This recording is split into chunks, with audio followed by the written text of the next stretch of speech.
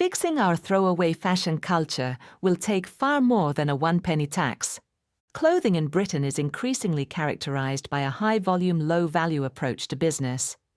Judging by past precedent, consumers will discard some 680 million items of clothing when they spring clean their wardrobes this year.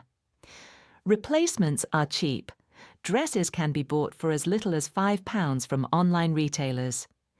Cheap prices are praised for providing wider access to consumers. But there is a dark side. A new report reveals how consumers are only benefiting from cheap clothes at considerable cost to the environment. The environmental impact of fashion is well known. Cotton production uses large amounts of pesticides and water. Bamboo sounds pleasingly natural, but is a semi-synthetic fiber, the production process of which involves the use of chemicals. And while British consumers with an environmental conscience may feel less guilty as they take their unwanted garments to a charity store or vintage shop, many of these end up in landfill or incinerated because they cannot attract buyers. The social impact of fashion similarly raises concern. Evidence suggests that fashion companies do not yet monitor supply chains with such diligence that consumers can be sure that their purchases have not involved exploitation of the workforce. In Britain, many garment workers are being paid less than the minimum wage. Abroad, slave labour, child labour, and poor working conditions persist. Many years after the collapse of the Rana Plaza complex in Bangladesh left more than 1,100 garment workers dead.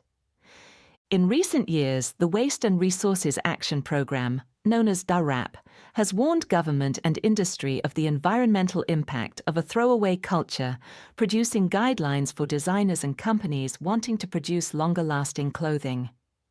But designing garments for longevity is pointless if they are discarded prematurely and merely add to the vast tonnage of clothing waste generated each year.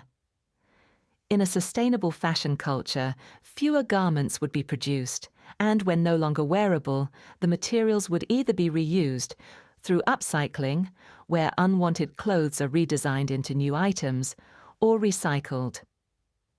The Environmental Committee's report proposes a producer responsibility scheme in which producers would pay a one-penny charge per garment to improve clothing collection and recycling in order to address textile waste. A revival in lessons on designing, creating, and repairing clothes in the school curriculum is also proposed, a much-needed return to what was once taught as home economics. Sewing lessons should be reintroduced into schools. In short, companies produce too much and consumers buy too much.